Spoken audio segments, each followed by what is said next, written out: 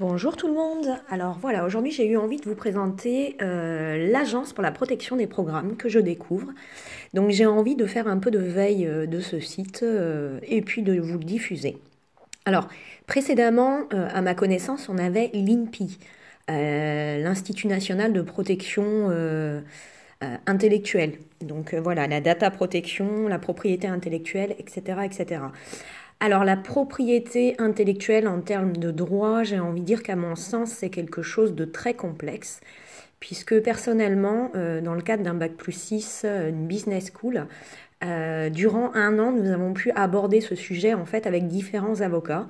La seule chose que je retiens de tout ceci, c'est la complexité qu'il y a derrière et le fait que parfois même, en fait, les avocats, les différents avocats qui ont pu participer à la présentation de ces cours, n'étaient pas eux-mêmes d'accord sur le sujet.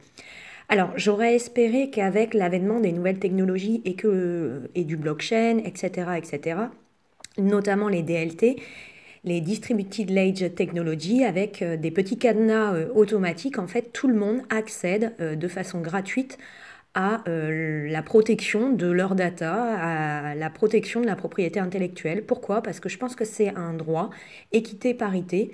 La protection doit être quelque chose, à mon sens, de gratuite.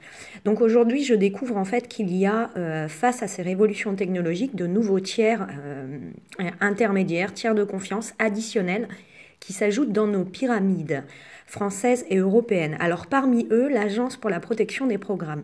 Donc j'ai eu envie d'essayer de comprendre qu'est-ce qu'ils pouvaient apporter, ces tiers. Est-ce que ce sont des tiers de confiance indispensables, etc. Quelle est leur valeur ajoutée? Alors l'APP, donc l'Agence pour la protection des programmes, est un organisme de type européen spécialisé dans la protection de vos logiciels, vos applications mobiles, les bases de données, les sites web et données stratégiques. Alors, dans la présentation et l'accueil, je vois adhérer pour accéder au service de l'APP. Donc, OK.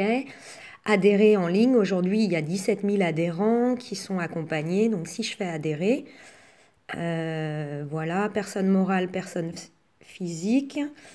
Donc, je vais retourner en arrière et je vais m'intéresser déjà aux tarifs parce que pour moi, c'est la donnée d'entrée. Est-ce que tout le monde peut accéder à ces protections? Adhérer en ligne, tarif des personnes normales, des morales, pardon. Adhérer, droit d'entrée 270 euros hors taxe, 324 euros TTC. Ok, plus une cotisation annuelle, 560 euros, 830 euros la première année.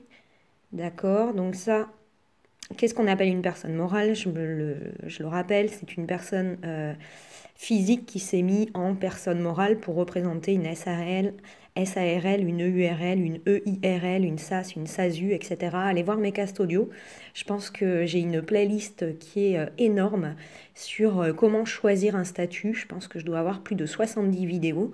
Et au final, c'était tellement complexe que personnellement, je n'en ai choisi aucune. J'ai perdu beaucoup de mois à aller consulter des avocats, des tiers de confiance, des comptables pour essayer de comprendre. Néanmoins, tout ce que j'ai compris, c'est qu'à chaque fois, il fallait payer 150 euros pour avoir des informations qui souvent manquaient. Donc c'est vraiment très très difficile d'entreprendre en France et c'est un petit peu dommage et regrettable. Je pense qu'on perd beaucoup de valeur ajoutée, on perd beaucoup d'énergie en fait à essayer de comprendre tout ce millefeuille administratif qui est complètement en mouvance.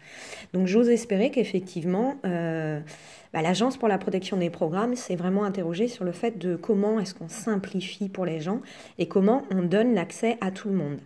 Alors, accueil, on va revenir sur accueil, on va déposer pour protéger vos créations numériques, déposer vos créations numériques afin de les protéger, déposer en quelques clics sur notre plateforme sécurisée et bénéficier de l'archivage probatoire de vos dépôts sans limitation de durée. Donc là, on va aller sur déposer en ligne, donc il faut un espace adhérent. Gérer avec l'entiercement et les clauses d'accès. Vous souhaitez prévoir pour vos utilisateurs ou clients un accès sous condition à votre logiciel déposé à l'APP. Nous avons développé des services spécifiques pour répondre à toutes vos problématiques. Alors là, dans l'actualité, il y a un livre blanc qui paraît super sympa. Il parle de la blockchain et la propriété intellectuelle. Alors moi, je pensais que dans la blockchain, la propriété intellectuelle était sous-jacente, puisque c'est la particularité de ces réseaux distribués, à mon sens. Donc comme il y a un eurodatage avec un numéro de hash derrière, moi je pensais qu'indirectement, vous possédez la propriété. C'est comme pour la blockchain de première génération, toutes les transactions qui ont pu être réalisées sont traçables dans le temps. Donc indirectement, pour moi, on n'a pas besoin de rajouter des tiers de confiance supplémentaires. Mais c'est peut-être pour renforcer la sécurité. Alors, blockchain et propriété intellectuelle, donc j'ai envie d'aller voir cet ouvrage, ça me paraît pas mal, on va aller voir le sommaire. Donc là, formulaire de demande de livre blanc et guide pratique. Donc je ne peux pas accéder au livre blanc. On me demande donc mes données personnelles. Donc il faut que je renseigne si je suis adhérent, ma civilité, mon nom, mon prénom, il faut que je donne mon courrier électronique, ma dénomination sociale, etc. Donc je ne peux pas y accéder. C'est dommage, ça pourrait être de l'information libre et accessible à tous. L'interdéposit web, pareil, bon ça a l'air pas mal. Donc voilà, il y a des webinaires, comment protéger mes créations numériques hors du territoire français, détails et inscriptions. Bon là pareil, il va falloir, on ne peut pas y accéder directement. Ah si, voir le replay.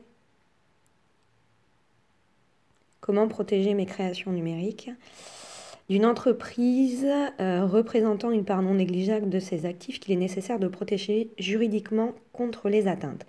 Si la plupart des entreprises connaissent le cadre juridique applicable en France, elles sont souvent mal informées sur la protection juridique applicable à l'étranger et sur les démarches à accomplir pour se protéger sur les différents marchés.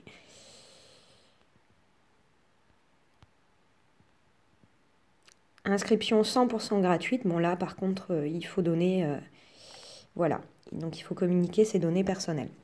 Donc voilà, j'avais juste envie de vous faire un petit cast là-dessus parce que voilà, je découvre l'APP, l'Agence pour la protection des programmes. Alors depuis quand ça a été élaboré, je ne sais pas. Alors si vous voulez nous expliquer ou nous donner des informations supplémentaires, ben, n'hésitez pas, puisque aujourd'hui je pense qu'il est important d'essayer de comprendre en fait comment le monde de demain va s'organiser et sommes-nous face à des risques, des opportunités ou des choses qui ne sont pas indispensables. Voilà. Allez, je vous dis à bientôt. Le point sur lequel je voulais appuyer, c'est que je pense que l'entrepreneuriat doit être accessible à tous, sans condition de ressources, avec équité et parité. Aujourd'hui, on a beaucoup de personnes qui ont de brillantes idées et qui pour autant n'ont pas forcément les ressources, voire parfois des toits, puisque vous savez que quand vous êtes entrepreneur, vous n'avez pas de fiche de salaire, donc sans fiche de salaire, vous ne pouvez pas trouver parfois un lieu d'habitation ou un toit. Donc il y a aussi des entrepreneurs qui travaillent dans des conditions vraiment très très précaires. Et donc au contraire, je pense qu'il faut aider et stimuler ces gens-là. Il faut vraiment qu'il y ait une équité parité dans l'accès à la possibilité d'entreprendre sa vie pour tous. Allez, je vous dis à bientôt.